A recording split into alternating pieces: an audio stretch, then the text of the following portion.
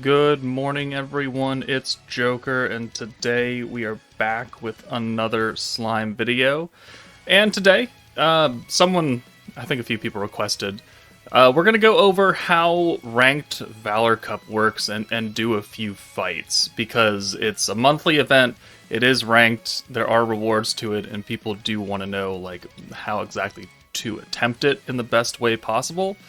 So it's a separate button, only pops up once a month, and you have to get to at least Platinum rank, I believe, to take part in Ranked Valor. Or it might actually be Diamond. One of the two. But we click on the little yellow icon, and it brings up this menu. It shows the current rules. Yes, okay, cool. And then you're going to have 20 fights against increasingly more powerful opponents. Some of them will be bots. Some of them will be actual player AI bots, so D2, TM, like the sweaty tryhards, they might end up appearing at the end of the fight. And you gain points based on if you win or lose, and also from within their own individual battle scores. So you get a clear score, you get damage received, your overkill damage, your turn bonus, and then your remaining HP score.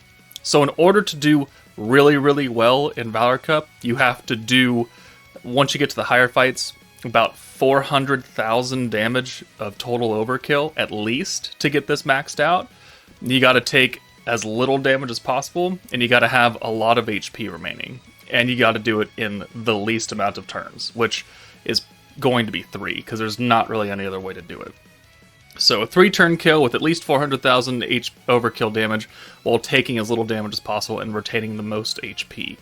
These are very high requirements for newer players, so it's not going to be something that's viable for everybody. So if you don't have a 3-turn team capable of doing that, or you can do kind of it, then I would just use that. Like, it's if you use a normal team in normal Valor Cup and you're like, I don't really care, then just use that and go through Ranked Valor. The rewards are, quite honestly, not great. And that's why I don't really push Ranked Valor. I don't do a lot of Valor Cup videos in general. It's nothing really that's majorly impactful. And I guess we're going to wait a while. Alright, so if we look at the rewards, even number 1, you get the aura that people sometimes ask me about. Like, how do you get that pretty black and white flame aura? You get it from Ranked Valor. And you get it up until, let's see, rank 100 is where it stops. And then you get these pretty little octagram ores, which are only used to level up octagram equipment from the Octagram Bazaar shop. These are fucking useless, because that octagram armor is a steal. It's a scam. Don't ever buy that. You get moats, 1 battle, 1 protector moat, so you can raise old 5 stars up past the level 100 cap to level 120. Only good for people who actually have those characters at level 100, which means they're fully duped out, which doesn't apply to everybody. We got ingots, which are good for unions, and can't deny that. And then we have the Beautifying Your Nation books, which, after you buy everything, there's nothing more to do with it. Valor coins, and then the trophies for top 100, top 10, and your number 1 spot. So there are no crystals in here, there are no tickets in here, there's no summonable currency of any kind in here, which is why I don't really give 2 craps about Ranked Valor Cup. But if you want to attempt it, then this video will help you out. So let's just jump into maybe a higher level fight, because the beginning fights don't have a lot of HP. Alright, this is the team that I generally use. There are other variations, like my DPS is going to be Shizu, Commander Shizu. I, for a long time, use, and I sometimes still do use Summer Millum, because she's a very good dark AoE damage dealer. And then we've got Summer Hinata, purely for orb stealing, Soe for the defensive mechanics because he is skill fused. We've got Light New Year's Blessing Rimuru for the rainbow orbs to help get Shizu's EX ult. And then we've got Space Raphael, who is a very defensive character and doesn't really hit that hard.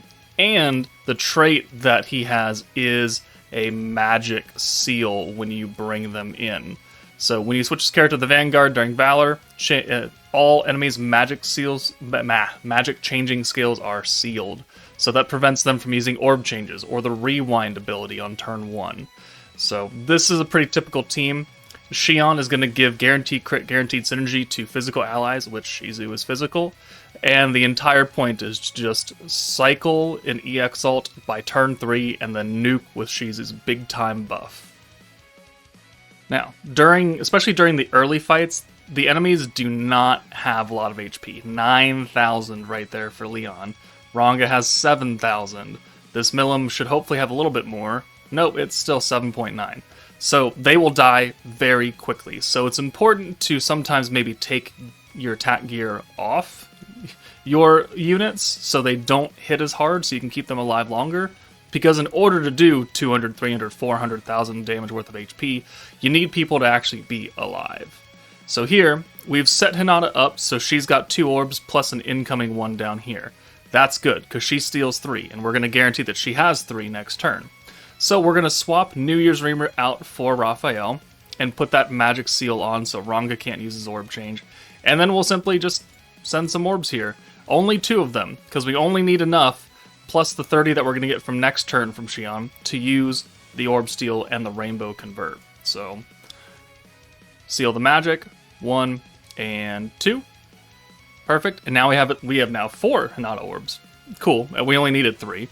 But now we have 71 points because of the 30 we started with, the 30 that we get on turn 2 from Hinata, and the 11 that we got from sending those 2 orbs, which gives us enough to use the steal right here, boom, into a 6 hand of Hinata, which will then turn into a 6 rainbow hand because of Rimuru, and then finally we swap in Shizu so that it's all 6 Shizu orbs, and then we'll use the defensive skill. You could either use that turn 1, or you can use it turn 2. I should have probably used it turn 1, oh well. But here, we'll lower their attack, we'll increase our defense so we're a little bit tankier, and then we kind of have to spread the damage out so we don't kill too fast and we leave some people alive. So hopefully you don't die. 1, 2. Okay, you're dead. Alright. Did I take the gear off her? Alright, he's dead too. And then Milim should also die. Yep. Hopefully this doesn't kill one of those other 2 back there. Okay, good. That's fine. So now we're going to take some hits. Alright, 5 Milim orbs is unfortunate, plus her attack buff. So we're gonna, she's going to do actual damage to us. That's not good. Okay, everything about this round just went not the way I wanted it to. Super count, counterattacks, not what you want to do because you want them to live. I wanted to nuke at least 2 characters there. Now I can't. But we do have Shizu. We do have 111 points. We can use her physical attack buff and the EX damage buff. And then we'll use Xion. And now we've also got the rule for Valor Cup, where if 120 skill points are used, it increases crit damage by 50%. So now, Shizu has 50% extra crit damage, which she didn't have before, and didn't have the ability to get. And these rules will change from Valor Cup to Valor Cup, so sometimes it'll be Pierce focused, sometimes it'll be Synergy focused. It just kind of depends on what season. So let's go ahead and send this, and how much damage do we do? 297. Pretty good. I would have liked to do 297 times 2, with Milim alive, but Soe wanted to be a dick. So if we take a look at the score, we've got the clear bonus, we've got damage received, and we took an unfortunate amount of damage there, and we didn't hit overkill because Soe killed. So this was not a very good run. We didn't hit max overkill. We did not take, 1 damage the entire time. These are unfortunate things. Alright, some things that you need to watch out for if you're going to attempt to get really good scores is really take a look at the team composition of the enemy side. So here we are in, I don't remember what battle we're in, but we're fighting Ainz and Xiaotir who are on the back line. His other 2 units I've killed, so we're ready to nuke with a fully buffed up Shizu, which is good. However, Ainz and Xiaotir use the Despair skill, which does passive damage to us, which means that there's no way for us to really block that. So we're going to have a lower score simply because we took some extra, 1,000 damage or something like that, and it's kind of unfortunate that it really messes up. But we're still going to get the kill on turn 3, we're still going to do maximum overkill, and apart from the Despair, we didn't take that much damage. So let's go ahead and use this.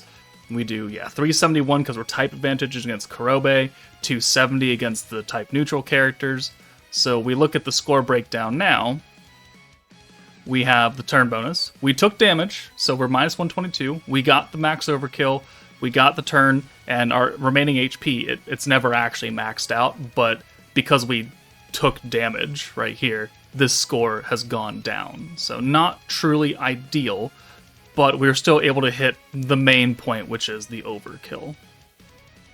Alright, so speaking of taking a look at things that you need to worry about, we have on Battle 10, we have a Prosper Lumi, who gives the revive and healing factor for Prosper and Commander allies? Question mark.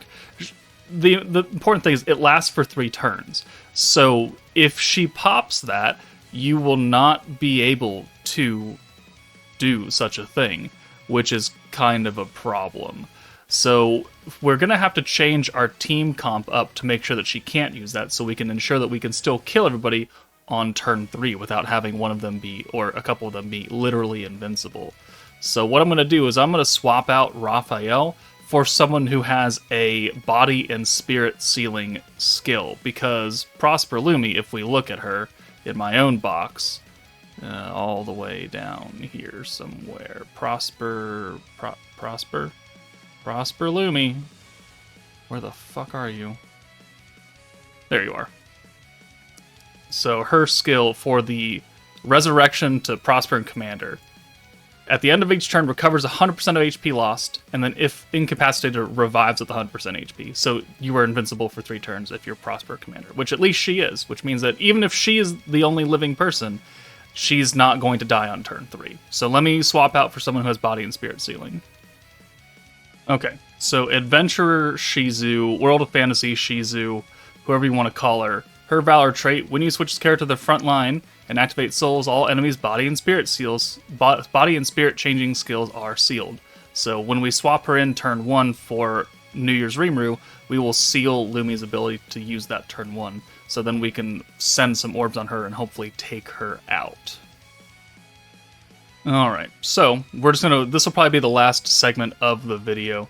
So right now, you were a problem. So let's bring in someone who can solve that problem, Shizu. And then we're going to send all the orbs against her. Actually, we're going to send these Water Soe orbs because they're type advantage. And we're going to try and get her out as quickly as possible. So 1, 2. We'll use the defensive skill as well, actually, here. So lower their attack, and then we'll send the Soe orbs. And there's the seal put on. 1, 2. Alright, well, she does not oh, that's not good. Okay. Alright, so we're going to have to kill Guy, or one of them, next. So probably Guy. So now we have the Hinata orbs, we will steal those. Perfect. And then we'll bring New Year's Rimuru in. Perfect. Rainbow Orb. And then we'll bring Shizu in. And now we have to kill Guy.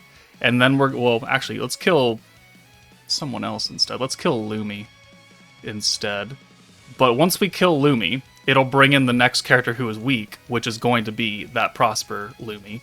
And then we can just kill her too. So let's do 1...